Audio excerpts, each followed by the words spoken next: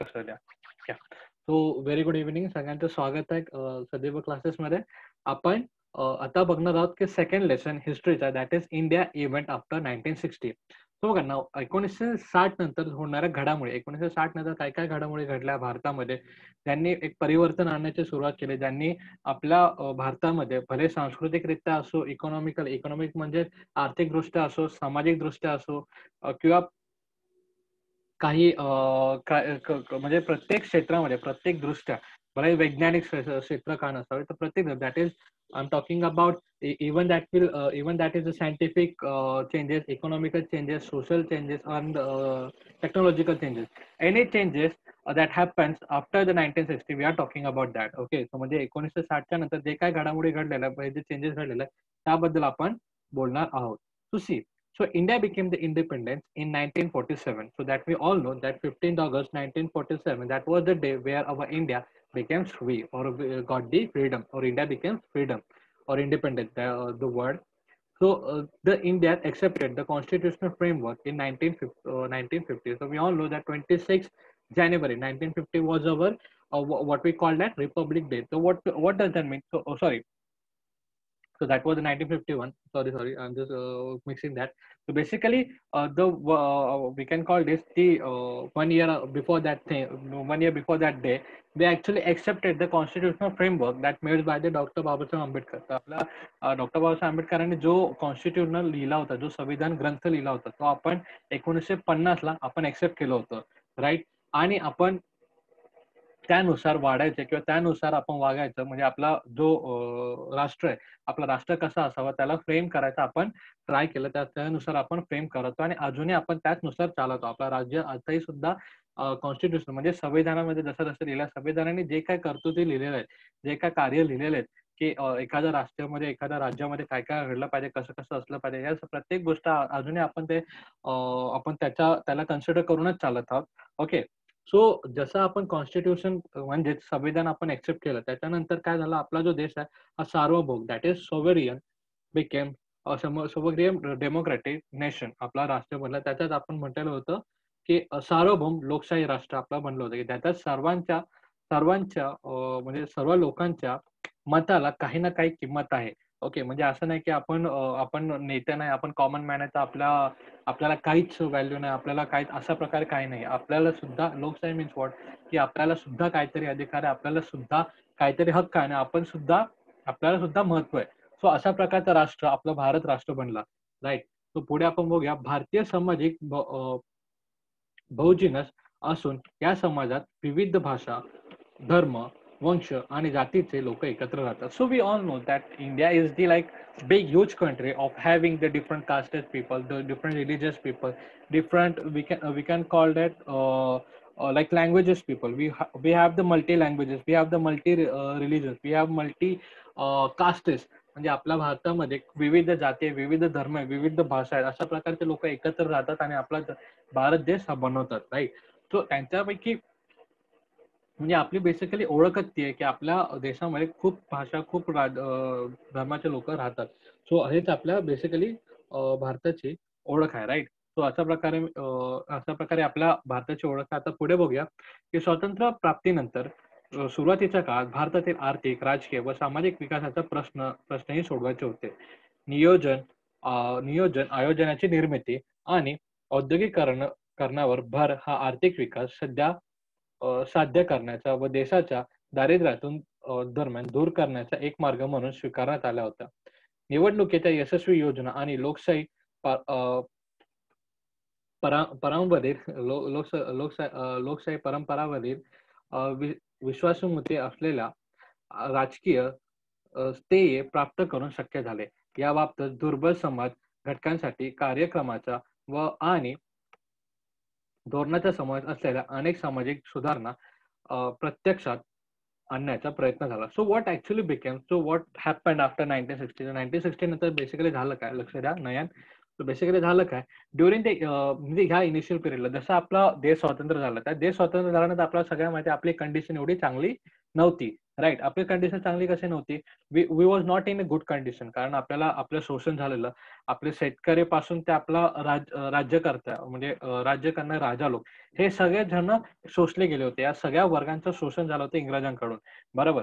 तर 1900 सॉरी जसं 1947 म्हणजे 1947 ला जसं आपलं भारत फ्रीडम झालं, भारताला जसं स्वातंत्र्य भेटलं, त्याच्यानंतर बेसिकली झालं काय, त्याच्यानंतर आपल्याकडे खूप प्रश्न होते सोडवायचे होते. कोणते प्रश्न? सर्वात पहिलं होतं की आपल्या देशाची गरिबी. दुसरे प्रश्न होतं की आपल्या देशामध्ये काम नव्हते. काम नव्हतं म्हणजे बेसिकली कसं, इंग्रजांनी आपलं शोषण केलं होतं. आपल्या सगळ्यांना माहिती आहे की काम आपले जे आपले हँडक्राफ्ट होते. हँडक्राफ्ट म्हणजे जे हाताने बनवणाऱ्या गोष्टी, जे आपलं पारंपरिक जे कार्य चालत आले होते, त्या कार्यांना कुठे ना कुठे आळा बसला होता. त्या इंग्रजांच्या धोरणांमुळे, राइट. तर ते बेसिकली आपल्याला परत रिडेव्हलपमेंट करायचं होतं. परत आपल्याला नवीन कारखान्याची उभारणी करायची होती. आपल्याला हळू-हळू प्रत्येक गोष्टीत हळू-हळू पुढे पाऊल चालायचं होतं. तर that is the thing they are saying. So during the initial period after the independence, the India needed to solve the different issues of economic, political, social development and so social development political म्हणजे याच प्रकारे जर आपण लोकशाही स्वीकारली, तर लोकशाहीमध्ये basically कसं होतं, लोक आपले जे हे असतात, लोक आपले लीडर्स ते निवडतात. लोक स्वतः आपले निवडतात. बरोबर ना? की ज्याला लोकशाहीमध्ये कसं असतं, की आपले जे लोक म्हणजे लोक बेसिकली सामान्य माणसं हे आपला नेता कोण असेल हे निवडतात. तर अशा प्रकारचं आपल्याला एस्टॅब्लिशमेंट पण करायचं होतं. अशा प्रकारे आपल्याला सिस्टम बनवायची होती, की लोकांना म्हणजे एक बेसिकली इलेक्शन सिस्टम आपण म्हणतो, की इलेक्शन सिस्टम आपल्याला बनवायची होती.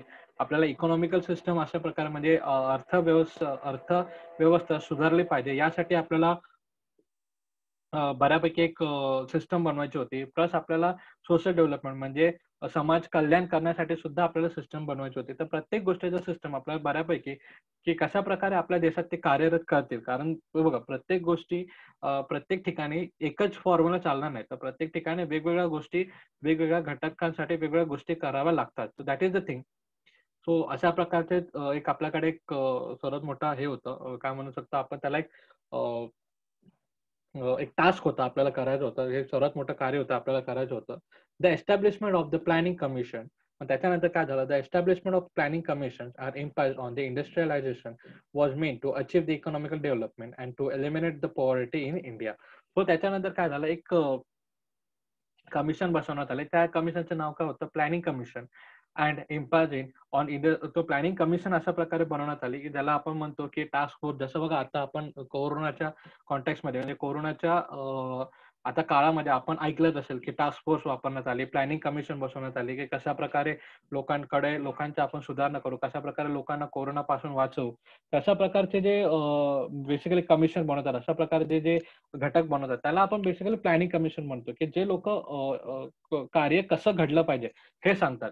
तर प्लॅनिंग कमिशन बसवण्यात आले होते, की जे आपल्या हे जे पॉलिटिकल किंवा इंडस्ट्री म्हणजे कारखाने वगैरे आपलं जे काम वगैरे या सगळ्यांच्या गोष्टी किंवा या सगळ्या गोष्टींमध्ये डेव्हलपमेंट कसं होईल आपल्या भारतामध्ये, यांचं ते पाहणी करत होते. तर त्यात तिथे प्लॅनिंग कमिशन म्हणजे प्लॅनिंग कमिशनला 2 मिनिटं मला शब्द बघू द्या. सो हां, ओके. नियोजन आयोगाची आपण निर्मिती झाली होती. आपण इथे पाहू शकतो. तर त्यांच्या नियोजन आयोगांची बेसिकली काम काय होतं, त्यांना पॉवर्टी म्हणजेच आपल्या भारतातून गरिबी कमी करण्याचं त्याला काम होतं. त्याच सोबतच इंडस्ट्री म्हणजे आपले कारखाने वगैरे किंवा उद्योगधंदे भारतातील देशाचे उद्योगधंदे कशाप्रकारे वाढतील किंवा कशा प्रकारे डेव्हलप होतील, हे सुद्धा बघणं एक त्यांचं काम होतं. So successful conduct of the election and the faith in democratic tradition made the possible for the achieve the political stability. So या घटकांमध्ये झालं काय? या घटकांमध्ये हळू असं होत झालं, की आपली जी लोकशाही आहे, लोकशाही ही आपल्या म्हणजे भारतीय लोकांचे लोकशाहीवरचा विश्वास, बरोबर. प्लस आपला जे पॉलिटिकल इलेक्शन ज्या प्रकारे होतात, त्या प्रकारे लोकांच्या म्हणजे त्या सिस्टममुळे लोकांचा लोकशाहीवर विश्वास होऊ लागला, की नाही, आम्ही सुद्धा आमचे लीडर्स आहे, आम्ही सुद्धा आमचे मत मांडू शकतो, आमच्या मताला सुद्धा किंमत आहे. या प्रकारची भावना लोकांमध्ये जागृत झाली आणि ते जागृत झाल्यानंतर आपण बघू शकतो, की जे म्हणजे हे आहेत जो आपण बोलू शकतो प्लॅनिंग सेक्शनचा जो काम होता, की इलेक्शन डिझाइन करायचा, तो एक सक्सेसफुल झाला, right. At the same time the several social reform including the policies of programming of weaker section of the society were sought to be implement. So परंतु आपण बघू शकतो की थोडाफार कुठे ना कुठे बघा सगळ्याच गोष्टी एकसाथ होणार नाही. एक गोष्ट जर सक्सेसफुल झाली तर दुसऱ्या गोष्टीला थोडा टाईम लागतो नाही किंवा त्याला वेगळी प्लॅनिंग करावी लागते किंवा कारण बघा प्रत्येक एकाच ट्रायमध्ये प्रत्येक गोष्ट झाली पाहिजे असं काय नसतं. तर त्याच प्रकारे आपल्याकडे हळू डेव्हलपमेंट होत होते. पण परंतु म्हणजे इंडस्ट्रियल डेव्हलपमेंट भले आपल्याकडे एकदम धीम्याप्रमाणे होत होते. परंतु आपल्याकडे काय झालं होतं लोकशाही आणि इलेक्शनची जी सिस्टम आहे ती चांगल्या प्रकारे सेटअप झाली होती. परंतु त्या दोघांमध्ये एक सेम टाइम आपण बोलू शकतो की थोडंफार एक सोशली रिफॉर्म पण घडत होते, परंतु ते कुठे ना घडत होते, परंतु थोडं ते एक ड्रॉबॅक आपण बघू शकतो. थोडंफार तिथे घटक होते, की ज्यांच्यामुळे ते डेव्हलपमेंट परिपूर्ण होत नव्हते असं नाही बोलू शकतो, की त्यांचाही प्रयत्न झाला असं आपण बोलू शकतो. ओके. सो एकदम आपण बोलू शकतो ते एकदम चेंज झालेत असं नाही बोलू शकत, but they were trying to solve that problem. अशा प्रकारे आपण बोलू शकतो. सो पुढे बघूया 1960s. सो 1960चा काळ आपण बघणार आहोत. 1960चा काळ. ओके. सो 1960च्या काळामध्ये बेसिकली झालं काय? In this decade of the 1960s, the several events occurred which had the huge impact of the political situation in India. The regions of Goa, Diu and Daman were freed from the Portuguese rule and they became the part of the Indian Federation. So basically झालं कसं आपण बघूया. इथपर्यंत आता पहिले आपण बघूया. So basically झालं का बघा 1960 पर्यंत म्हणजे आपण म्हणू शकतो 1950 ते 1960 या दरम्यानमध्ये कोणत्या घटना झाल्या? या दरम्यानमुळे बऱ्याच काही घटना झाल्या. त्या बऱ्याच काही घटनांमध्ये एक इम्पॉर्टंट घटक असा, की गोवा आणि दीव दमण हे जे राष्ट्र होते ते पोर्तुगीजांच्या हातात होते. आपण जर इंडियन हिस्ट्री जर वाचाल तर आपल्याला कळेल, की गोवा हा सर्वात शेवटचा शहर होता की जो फ्री झाला. राइट. आपण बघू शकतो सर्वात शेवटच्या शहरपैकी तो एक होता जो फ्री झाला ह्याच्यापासून कोणाच्या परकीय राज्यापासून. तो गोवा हा पोर्तुगीजच्या हाताखाली होता किंवा पोर्तुगीज त्याच्यावर राज्यकार होते. तर त्यांच्याकडून आपल्याला फ्रीडम घेऊन म्हणजे त्यांच्याकडून गोवियन लोकांना फ्रीडम भेटून गोवा हा भारतामध्ये आला. त्याच प्रकारे दीव दमण सुद्धा भारतात आला. ओके. पण त्यानंतर काय झालं? त्यानंतर घटना अशा घडल्या, की जसं पोर्तुगीज पासून तर फ्रीडम भेटलंच गोवा देऊ मला. परंतु the tension between the India and China of the China on the northern border which had been the rising since 1950, the culminating in the war of 1962 between the two countries. This war was fought in the region of Macmillan Line. So Macmillan Line आपण बघू शकतो आपण बघू शकतो थोडा नैऋत्य भागाकडे म्हणजेच आपला नेपाळ वगैरे त्या साईडला म्हणजे तो जो बाउंड्री आपण जर बघितलं त्या लाईनकडे आपण बघूया नो प्रॉब्लेम. त्या लाईनकडे बघूया. सो त्या लाईनकडे बेसिकली ती जी फाईट होती, जी फाईट लढण्यात गेली होती आपल्या 1962 ला कोणामध्ये भारत आणि चायनामध्ये झाली होती. ते पण ओके लढाई झाली. After the India became the independent the prime minister Pandit Jawaharlal so हे जर लक्षात ठेवा की 1962 ला एक पण वाद काय होता बरं इंडिया आणि चायनामध्ये वाद होता की तोच रेषाचा वाद की हा पार्ट आमचा आणि हा पार्ट तुमचा अशा प्रकारे जसा आता आपण गलवान व्हॅली बद्दल ऐकलं असावं किंवा न्यूज चॅनलमध्ये पण ऐकलं असेल. गलवान व्हॅलीमध्ये चायनाचा हस्तक्षेप चायनामध्ये घुसखोरी करते गलवान व्हॅलीमध्ये अशा प्रकारचा जो इन्सिडेंट होता तेव्हाही झाला होता 1962 साली. तो मॅकमोहन लाईनवर झाला होता आणि तेव्हाही वॉर झाला होता, लढा झाला होता आपला आणि चायनामध्ये. सो आता आपण बघूया next thing that is after the India becoming independent the prime minister Pandit Jawaharlal Nehru led this country. So आपल्या सगळ्यांना माहिती आहे की आपले पहिले पंतप्रधान कोण होते? आपले पहिले पंतप्रधान होते पंडित जवाहरलाल नेहरू. तर पंडित जवाहरलाल नेहरू हे पंतप्रधान होतेच, पण त्यांनी आपल्या देशाला एक छान असं फ्रेम किंवा छान असं डिझाईन करण्याचं त्यांनी एक काम केलं. म्हणजे चांगलं डेव्हलप करण्याचं त्यांनी काम केलं. सो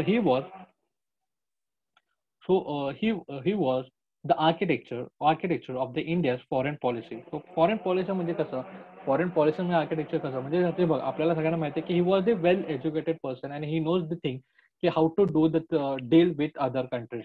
सो त्यांना माहिती होतं की म्हणजे बघा जो आपण आपल्या देशामध्ये कसं होतं जो पंतप्रधान असतो तोच फॉरेन रिलेशन्स म्हणजे आपल्या देशाचे दुसऱ्या देशांसोबत नाते कसे असते ते सुद्धा बघण्याचा सेक्शन असतो ते त्यांच्याकडे असतो. कोणाकडे असतं? Prime मिनिस्टरकडे.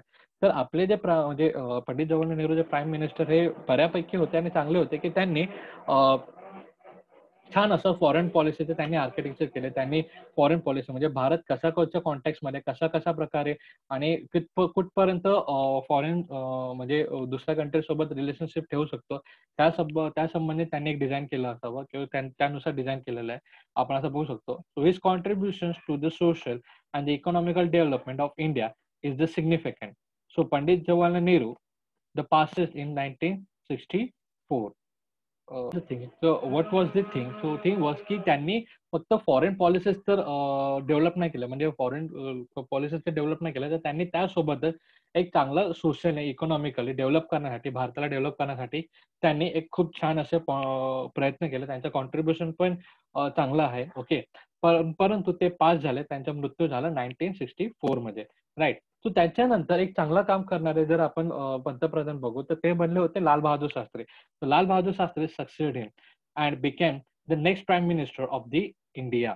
So during this tenure, the India had the Pakistan. India went to the war with Pakistan. असं मी बोलू शकतो किंवा India and the Pakistan went to war over the Kashmir issue in 1965. So basically बघा काय झालं होतं की जसे पंतप्रधान पंतप्रधान पंडित जवाहरलाल नेहरू यांचा मृत्यू झाला 1964 नंतर. 1964 नंतर जे चांगलं कार्य करणारे किंवा आपण बोलू शकतो की लाल बहादूर शास्त्री हे लाल बहादूर शास्त्री हे पंतप्रधान बनले होते.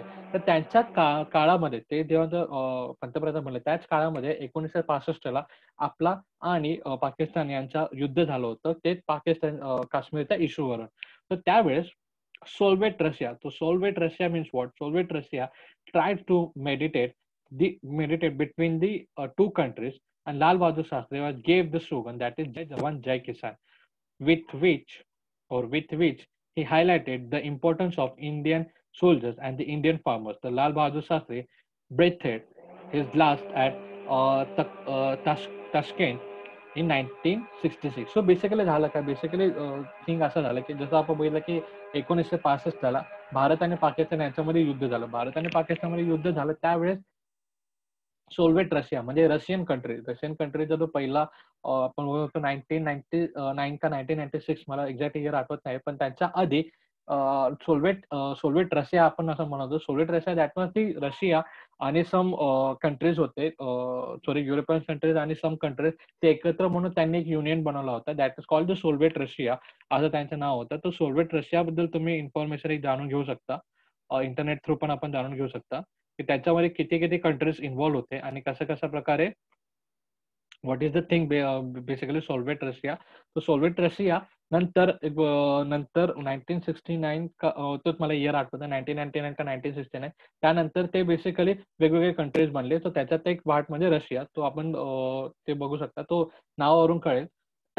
तो that was the union. So त्या युनियनने काय केलं मध्यस्थी केलं आपल्या भारत आणि पाकिस्तानच्या युद्धामध्ये आणि त्या युद्धामध्ये मध्यस्थी केल्यानंतर लाल बहादूर शास्त्री यांनी एक स्लोगन बाहेर काढला होता. तो स्लोगन बाहेर का काढला होता? त्या स्लोगन होता जय जवान जय किसान.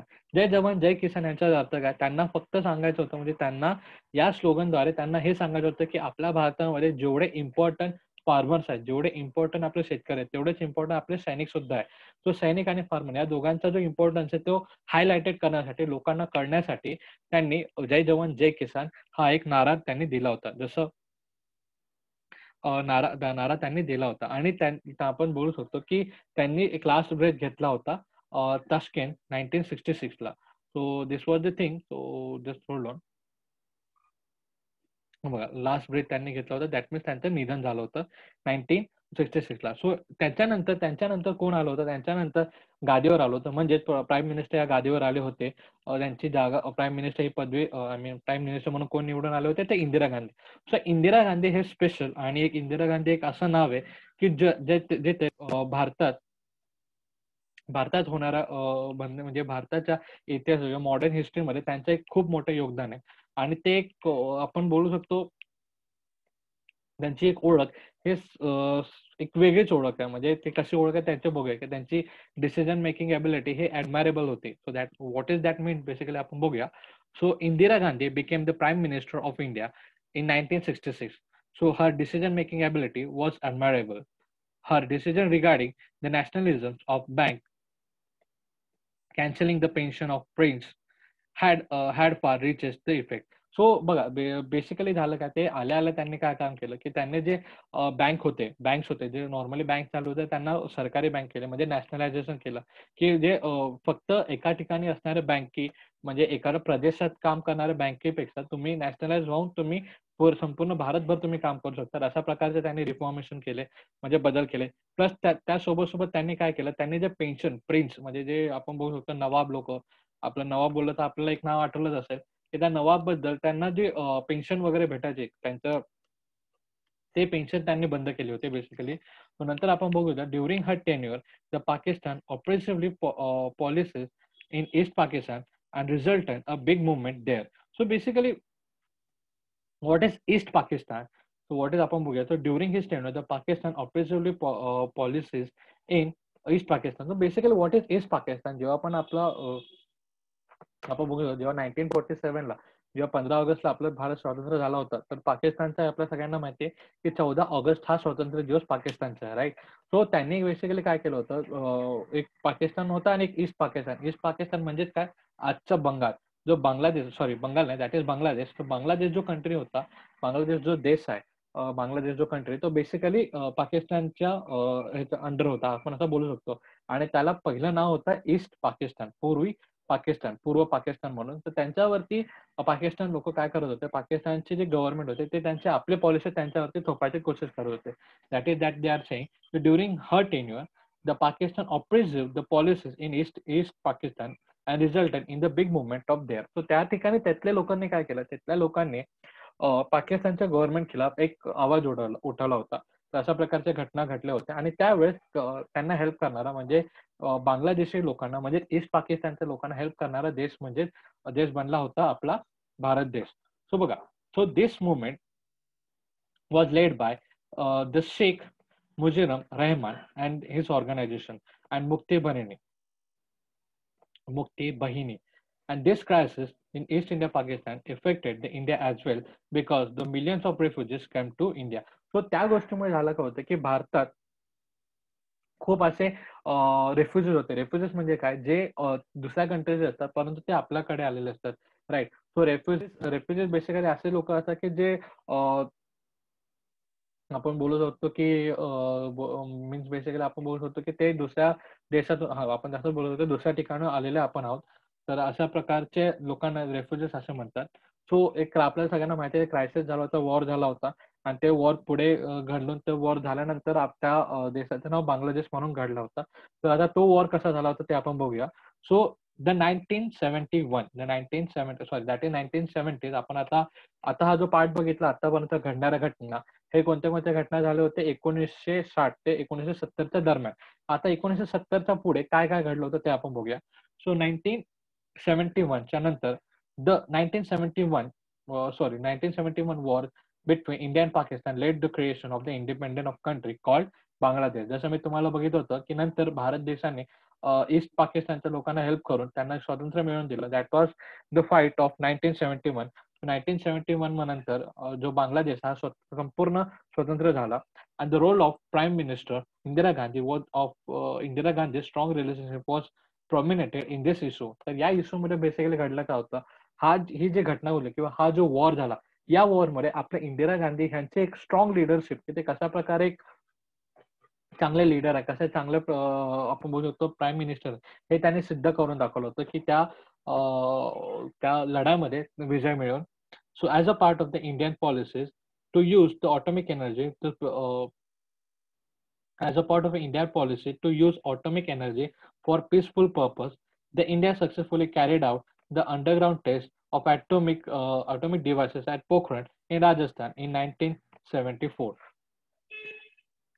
सो बेसिकली झालं काय त्यांच्यानंतर आपण बघू शकतो त्यांच्यानंतर पीसफुल टाइम म्हणजे काय आपण त्याला म्हणू शकतो एक शांततेच्या काळात ऑटोमिक एनर्जी आपल्यासाठी यूज करण्यासाठी आपण अंडरग्राउंड जो आपण जर हा मूवी बघितला असता कोणता जसं आठवत्या मला आपण परमाणू मूवी जर बघितला असता परमाणू मूवी तर परमाणू मूवीमध्ये जशा प्रकारे दाखवलं ऑटोमिक एनर्जीच्या किंवा ऑटोमिक बॉम्बचा शोध ऑटोमिक सोनाचं टेस्टिंग करण्यात आले तर तशा प्रकारे आपण काही चीज बघू शकतो as a part of the Indian policy to use the atomic energy for peaceful purpose India successfully carried out the underground test of the atomic energy. म्हणजे जमिनीच्या खाली भारताने पोखरून या ठिकाणी ऑटॉमिक एनर्जीच्या आपण बोलू शकतो टेस्टिंग कम्प्लीट केली होती. ते केली होती 1974 ला. So in 1975 the people of Sikkim voted to join in the Indian Republic, and Sikkim became the full-fledged state in Indian Federation. So आपण बघू शकतो 1975 ला काय घटना घडली. 1975 जसा येता येता सिक्कीमचे लोक सुद्धा, म्हणजे सिक्कीम हा जो राज्य आता आपल्या भारत देशात आहे, जॉईन करतोय, तो पहिले आपल्या देशात नव्हता. तो 1975 ला आपल्या देशामध्ये आला आणि तिथल्या लोकांनी परिपूर्ण वोटिंग देऊन त्या लोकांनी स्वखुशीने आपल्या देशात आलेले आहेत. Okay. So during this decade, the political situation in India grew unstable. परंतु याच काळात म्हणजे कोणता 1970 ते 1980, so 1970 and 1980 या दरम्यानमध्ये there was the political thing or the political situation of India was unstable and grew unstable. म्हणजे या काळामध्ये खूप काही पॉलिटिकली घटना घडल्या, खूप काही गोष्टी अशा घडल्या ज्यांनी आपला पॉलिटिकल म्हणजे राजकीय जे आपलं किंवा राजकारण आहे, आपण ज्याला राजकारण बोलू शकतो, की त्याला ते अनस्टेबल होतं, ते निश्चित नव्हतं, अनिश्चित होतं. राइट.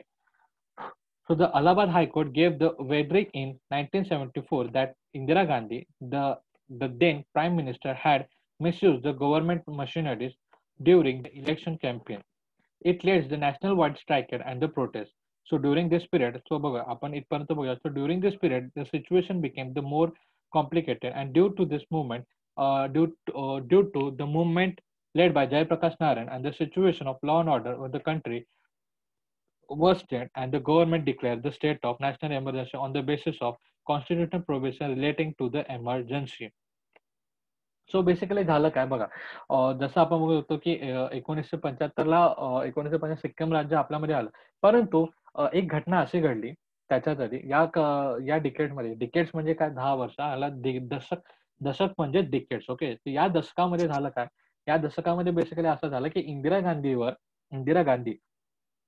जे आपले प्राईम मिनिस्टर होते त्यांच्यावरती असा इल्जाम लावण्यात आला अलाहाबाद कोर्ट करून, की ते आपला जे पॉवर आहे त्यांना ते मिसयूज करतात. म्हणजे असं काही घटना झाल्या तेव्हा तुम्ही एकदम डिटेलमध्ये स्टडी कराल तर यू विल फाइंड आउट की ते घटना काय होतं आणि काय नव्हतं. तर असं तर सध्यापुरतं एवढं लक्षात ठेवा की ते अशा काही घटना झाल्या की जेणेकरून अलाहाबाद हायकोर्टाने एक डिक्लेअर दिलं होतं की म्हणजे इंदिरा गांधी हे तुम्ही आपल्या पॉवरचा एक मिसयूज करत आहे, तुम्ही त्याचा गैरवापर करत आहात, अशा प्रकारे त्यांना एक संबोधित करण्यात आला, डिक्लेअर करण्यात आला.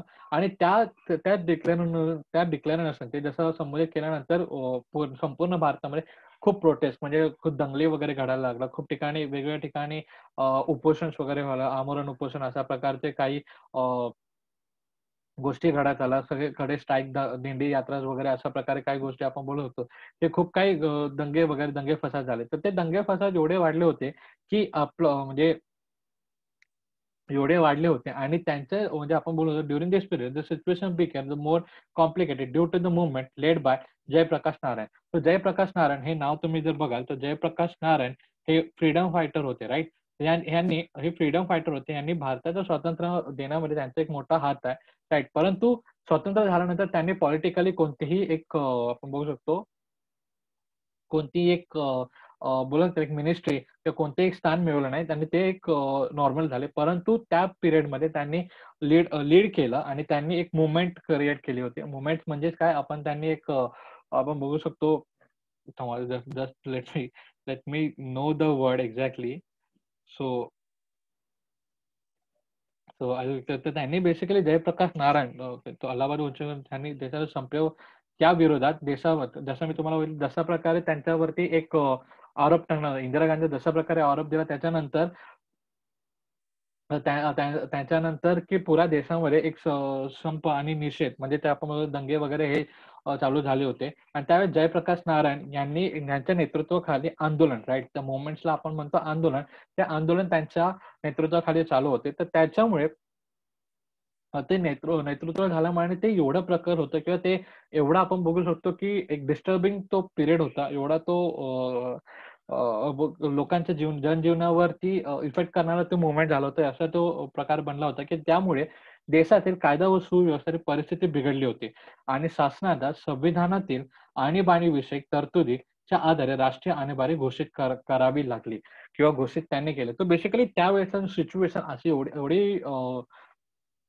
अशी झाली होती, की त्या सिच्युएशनला सांभाळण्यासाठी म्हणजे लॉ अँड ऑर्डर म्हणजेच काय? कायदा व सुव्यवस्था सांभाळण्यासाठी कारण लोकांच्या मनात आपण बोलू शकतो, की कायदा सुव्यवस्था याबद्दल या गोष्टीची त्यांच्याबद्दल भीती ठेवण्यासाठी भीतीच आपण बोलू शकतो बेसिकली. सो ते ठेवण्यासाठी आपण बोलू शकतो त्यांनी आणीबाणी हे एक आपण बोलू शकतो हत्यार त्यांनी वापरलं आणि देशात नॅशनल एमर्जन्सी म्हणजेच राष्ट्रीय आणीबाणी घोषित करण्यात आली होती.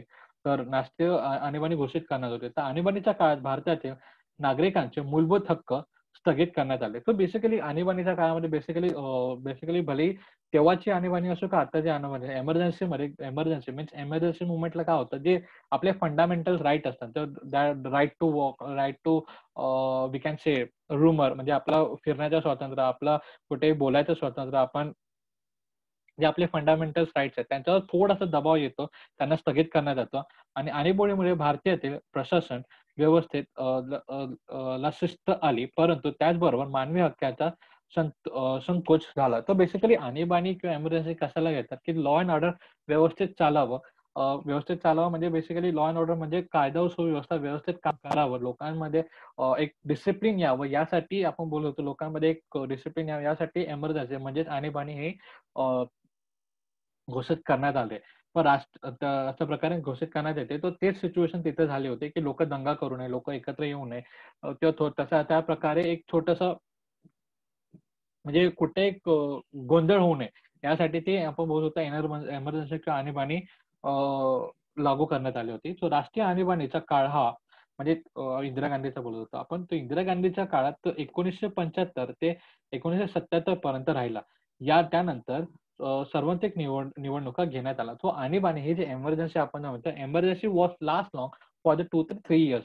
So see, so 1975 to 1977, there was an emergency in India. That was a national emergency during the period of Indira Gandhi. So त्यांच्या पिरियडमध्ये म्हणजे ते जेव्हा प्राईम मिनिस्टर होते तेव्हा आपला 1975 व 77 पर्यंत आणीबाणी होते. एमर्जन्सी वॉज देअर आणि जसे ते एमर्जन्सी संपले त्यानंतर इलेक्शन कंडक्ट करायला आले आणि ते इलेक्शनमध्ये काय झालं ते आपण पाहूया. म्हणजे